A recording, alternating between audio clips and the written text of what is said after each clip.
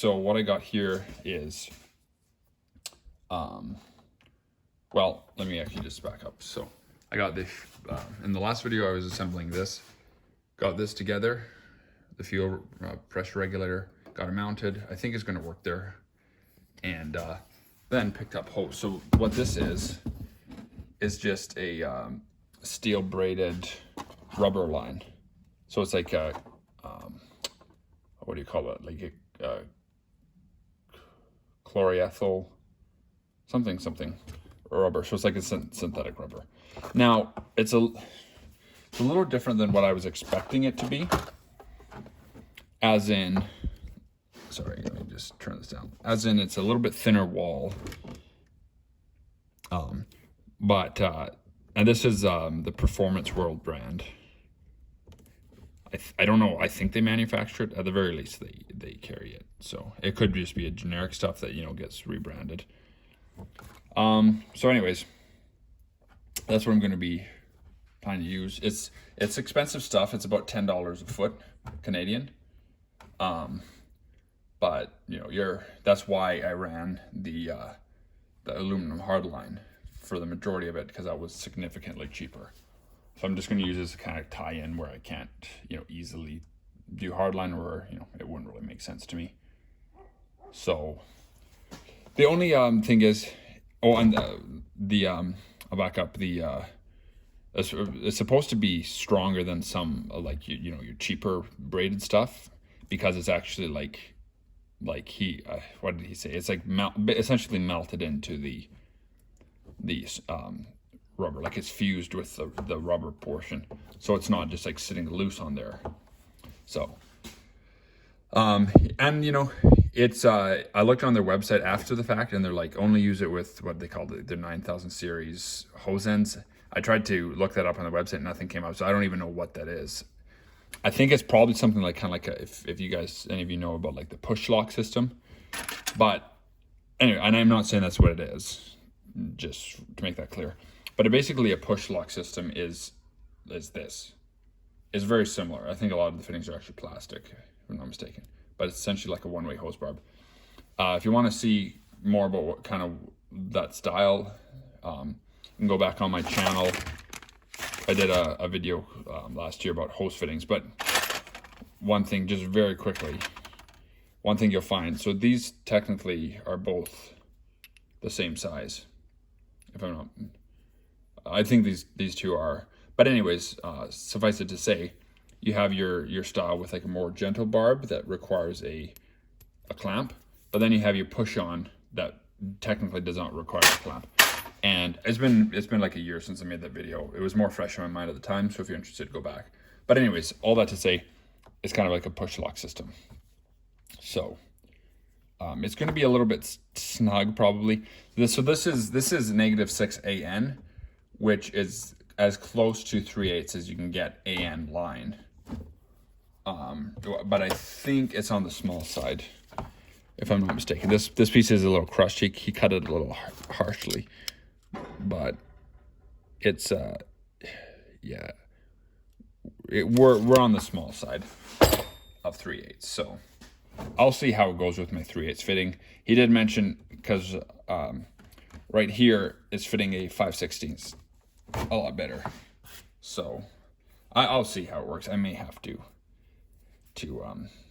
deal with that, but the charts available correspond 3/8 with -6. So technically speaking, that is what it's supposed to be, but it's definitely going to be on the tight side.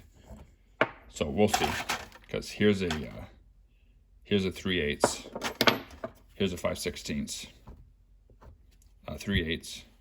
Sorry, I'm out of focus. 3/8, 5/16, so you can see the size difference. But we'll see. I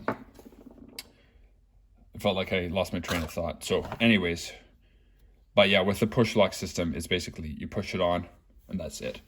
So that's why I wanted to go with that the fluted or the beaded line on my fuel regulator that I just assembled. So this should be, what is this guy? I want to say this is a 5/16, but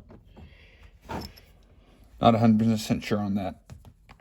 But she's snug, so I don't know. We'll see how it goes. The good news is, as long as it goes on, it goes on. And, you know, getting it off down the road is the other problem. So I'm kind of out of focus here, but that's really in there. So he did mention, so anyways, I kind of did get back to where I was going with that. The guy, don't know if knows what he's talking about, whatever. But he said, I was like, so I can use this with hose barbs. He's like, yeah, you should be able to. Like, it is rubber indeed. You know, it's not like trying to do like a PTF line to hose barbs, which probably wouldn't work very well. But this is rubber, so it theoretically should work fine. But he did say, well, you might want to try heating up your ends a little bit to get it on. So I'll live and learn. You know, I don't know.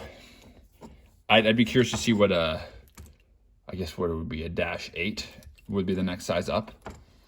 If that would be closer to properly fitting, because like as you can see, even with just this, it's tight on there. I know, like, if I get that bad boy on there, I'm not getting it off without heat. I've heard some guys talk about needing to use like a heat gun to get it off. That makes sense. So we'll see how it goes. But anyways, a lot of rambling for nothing, I guess. But just wanted to kind of run through that and explain that. So I guess what I'm going to start probably is, I got a lot of this to do actually, but I'm going to start by running my feed line. So this is the factory feed line that goes down kind of at the frame rail. It hooks up to the factory hard line, comes up here, goes to the pump. So I'm going to probably start with redoing that. Going to throw my filter in the same location, I think. And what was I going to say? Yeah, so the instructions that came with the regulator are definitely like written up as if you're doing a electric pump. But either way, they do want you to have it specifies having a pump, having a filter. Obviously you have your filter inline here before the pump, but then they want another one before it goes into the regulator. So I think I'm going to do that. The one downside is the, could be restricting the fuel flow, but I'm already so high. I'm putting in a pressure regulator because my pump's outputting way higher than it should be anyways. So I'm going to toy around with it a little bit. And then the other thing I want to do is, so I picked up a couple clear filters here. And these are just Napa. Actually, it's the same one I have on the car. So these are 3/8. So I hate to sacrifice one, but I want to be able to see on my return line going back to the tank, I want to see how much fuel is actually going back to the tank. Just out of curiosity, like, it's one of those things, like, yeah, if it works with it, it's probably working fine. But I'm so curious. I'd hate to do all this work and not actually see like how much fuel actually is going back. So I'm going to throw this on. I was trying to think of some other way to like put a sight glass in there or something. Like, I guess could run a little piece of clear, vinyl hose or whatever, which is fuel resistant. I put a video up on that. But anyways, so my plan is just to kind of sacrifice the filter part and just to make it as easy to flow back to the tank. My plan is just to drill right through it to make it nice and easy for the fluid, because it's not filtering. I don't need to filter anything going back to the tank. I just want something to be able to see. So anyways, hope that makes sense. I think I'm gonna just kind of do it all. It's not rocket science. Hook it all up. We'll see how it goes with the 3/8 big fat hose barbs. Like I said, I think it will work. It's just gonna be like that's starting to go on. I don't want to push it on any farther right now, but it will fit. It's my first time using this stuff, so if you're trying to mimic what I'm doing or something, it might be wise to take a 3/8 or whatever size you're doing, go into a supplier and check it out. That's one problem with ordering online. So thankfully, I didn't order it online. I walked into the store for this, and they had like 400 feet of it or something in stock, so they cut me off whatever I asked for. And but anyway, so yeah, it might be good to in retrospect, I would have walked in with a fitting and possibly got -8 instead, because, you know, it is what it is. Anyways, so hopefully that explains everything. The only other thing, I've never done this before, but what I've heard is the correct way to cut this to keep it from, like, you know, getting all burred here and all that kind of stuff, is to put a couple, right where you're going to cut it, put a couple wraps of like electrical tape, maybe 2-ply or something, and then cut through the tape, and that'll help keep this in. And then you just, you know, leave the tape on if you want, just put it on and put your hose clamp over. So I'm going to be using worm gear clamps. My plan, these are just Chinese ones from Napa, but you know, especially going over this, it's going to seal really well in and of itself. So we'll see. The other thing you can do too, if you know, you don't necessarily need heat, is you just put a little light oil, like some WD-40 on your hose barb to make it go on, at least. And we'll see. But as far as like these guys as I made, which I also covered in my last video with a homemade beading tool, I think those ones should go on relatively easy, but again, I don't really know. Yeah, it will go on. I might hit it with a gun. The one thing I think would be wise to be careful of is not to over tighten this hose clamp onto the aluminum, because the aluminum is actually quite soft, and you know, so just keeping that in mind. Like it'd be impossible to crush a brass fitting, but I think it would be quite possible to crush or distort a aluminum fitting. So I'm gonna get this all run, and then once I kind of get it all done, I'll just probably show everything and give it a little bit of a tour. Okay, I just wanted to show something real quick. So I think I might have mentioned this earlier, but I tried cutting it here the way I had heard. You can see still smoke in there. But anyways, took some electrical tape, and at first I tried like 2-ply, and it's still, it frayed quite a bit here, you can see. But then here I did more like, I don't know, like a 4-ply. So something like a 4, 5, 6, 7, 8-ply or something would be good. And then I would just personally leave that on. And I just cut it with this guy here, just like a thin cutoff wheel. Other things might work, but that's what I have. All right, and then it probably goes without saying, but all that dust that's created in there needs to be gotten rid of. And also, if there's any burrs inside, it might be good to get that out of there too. But so I just have a air nozzle hooked up. But you definitely don't want any of that stuff going into your fuel system. All right, so I ended up needing to heat it up, but it doesn't take much because I kind of overdid it the first time.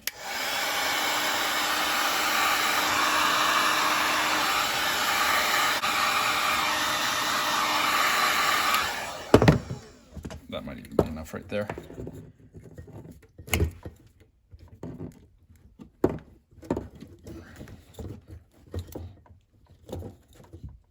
Not quite, I'm going to hit it a little bit more.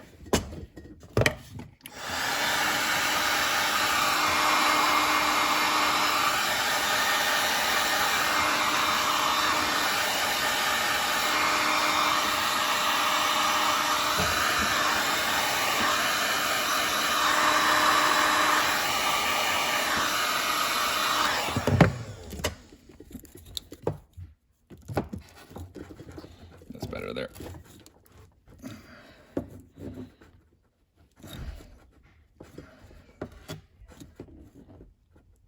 So one thing I'm noticing is it gets hot and then it's actually kind of like separating off the hose a little bit. So I'm kind of flaring out like that. So yeah, hopefully the NHRA tech doesn't freak out about that. But anyways, got my other side on there, you can see hose clamp, so yeah, it should be fine. It's on there. And you know, they actually sell even just like sheaths of this stuff that you can put over hoses, so at the end of the day they probably don't, you know, aren't gonna throw a fit about that. If anything, they're gonna throw a fit about not using the correct, you know, AN fittings with this stuff. Okay, the other thing that may or may not go without saying, but when you're going over something like a filter here, or anything for that matter, but especially something like this. You can see it has a fairly short stub on it for the connector, and this one's 7/8 total. So want to make sure that you measure, especially in this application where the hose is all kind of like messed up at the end.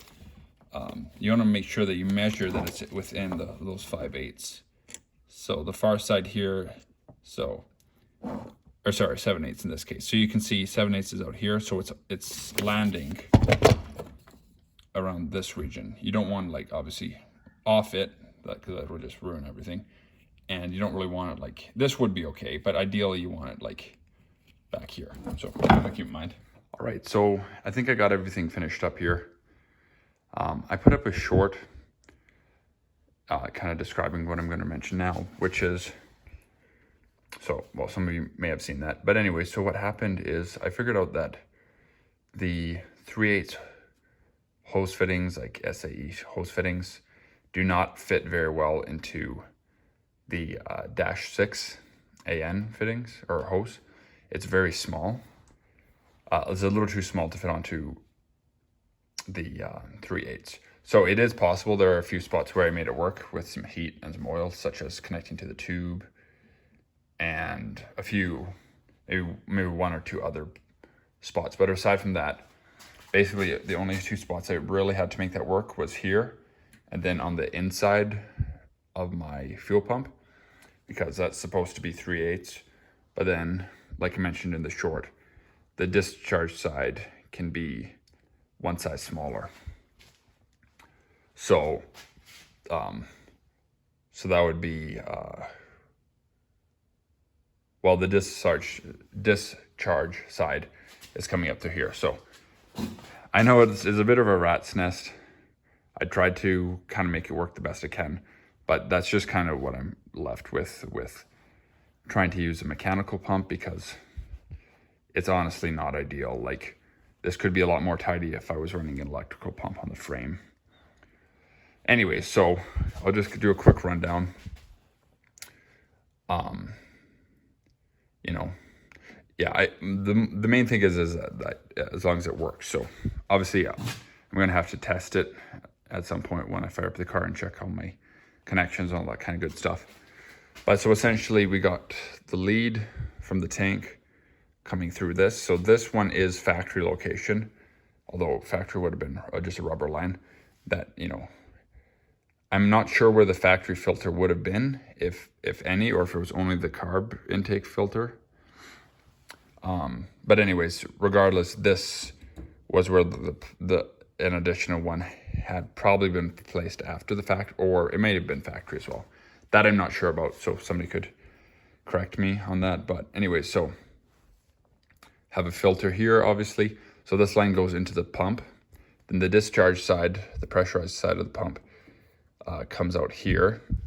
So this is a brass line, or I guess, or maybe like a nickel alloy or whatever it is. So it's a pretty hard line. And that initially, I think that was off of a car of this era. Now, I'm not sure on that. It could have been custom made, but I'm pretty sure that may have been a factory line, but I'm not 100% sure on that.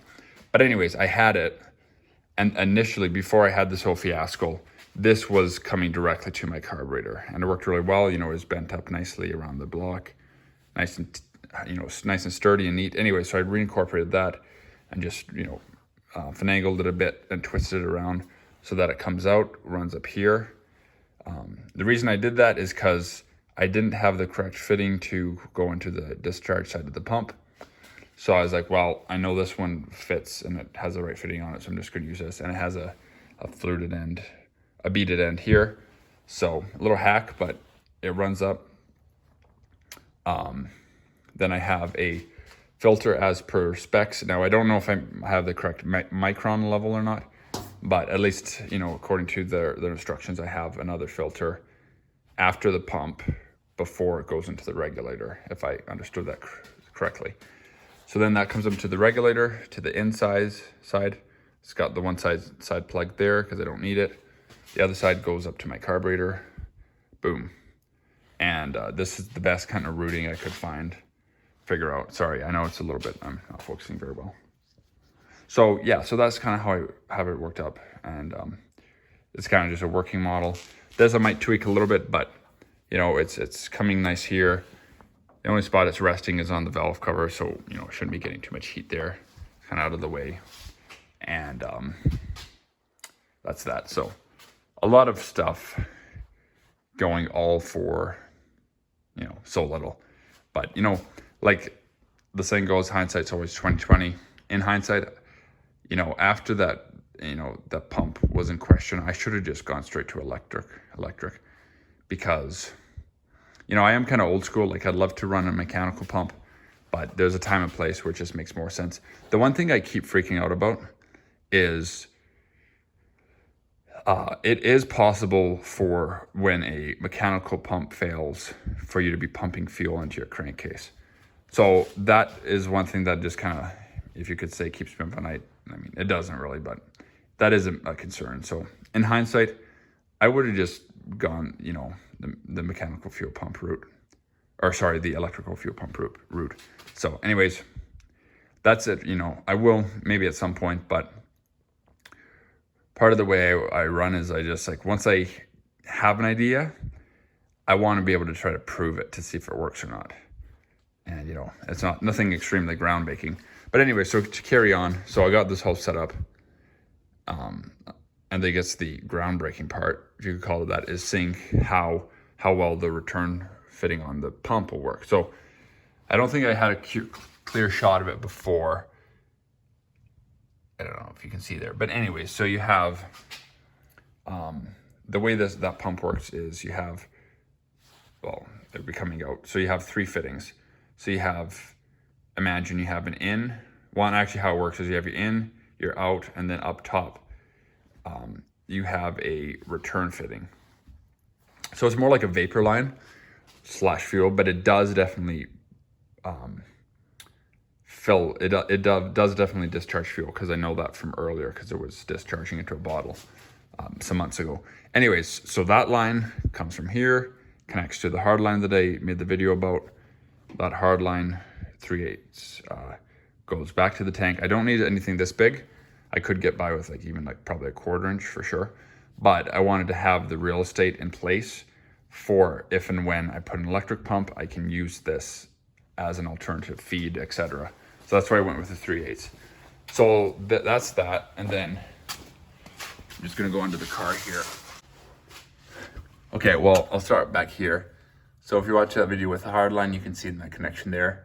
Now, back here, I ended up going with a -8 AN section, because I thought it would fit better than it did, but once I picked it up, it was a little on the loose side. So, because the problem is, for 3/8 hardline or fittings, -6 is too small, -8 is too big. But if you want to reference that short I made, 15 or 5/16 goes perfectly with -6, and I need to do some research, because I think you can find custom fittings, like adapter fittings, kind of that without like a hose barb, that work with the different AN sizes. But anyways, I need to research more into that, but I think that may be an option. But regardless, I have this is a -8 here going into a 3/8 hardline. It's loose, but I'm gonna see if it leaks or not, because once the hose clamp goes on, it does tighten, but that may or may not work. But the good news is this is a low pressure. It theoretically should be very low pressure, and it's a return line. Also, that 3/8 is going a couple inches into the -8. The filter, because the way Chinese stuff is or whatever, the filter has very large hose barbs on it. So I'm fairly sure the filter, because that's technically a 3/8 filter, but it should be it was pretty strong. And then here, hose barb. So, and then as far as that fitting goes, for you, for those of you who watched my previous couple videos on the fuel stuff, it did end up working. It was very tight, and I had to grind some, and I actually ground through accidentally into what I think was the ground cable. So I ended up wrapping some tape around there, electrical tape, and hopefully we'll be okay with that. So definitely a little bit of hackery, but you know, when you're on a budget and you're trying to kind of make it work with what you got, I guess that's what you end up with, at least with me. So anyways, and the reason I put the filter here is because I want to be able to visualize and verify that my theory is working, and to actually see how much and you know, how hard the fuel is returning to the tank. Yeah, so that's about it. I'm gonna have to go into my carburetor soon to kind of just finish. I'm not sure what all I didn't do last time. It's been a while, but I'm gonna kind of go through that, make sure it's all good to go, and then I'm gonna open up the donor carburetor and see if there's anything, or see what kind of parts are interchangeable from that. So, but yeah. So anyways, I'm gonna show my face now. So that's about it for this, and I don't know. It definitely, I think it'll work. The main thing I'm not sure about is if that 8-8-AN line at the back is going to leak or not. I don't think it will, but we'll find out. So anyways, like in all my videos, I kind of do things as I go and film them. So I'm not saying like this is the way to do it or anything. It's the way I'm trying to do it. So I guess hopefully there was a couple of helpful things. But yeah, the fitting is the main thing that I discovered. Is the hose barbs work really well with the combination of -6 AN and 5/16 work really well. So anyways, that's it for today and for this video, and I'll see you in the next one.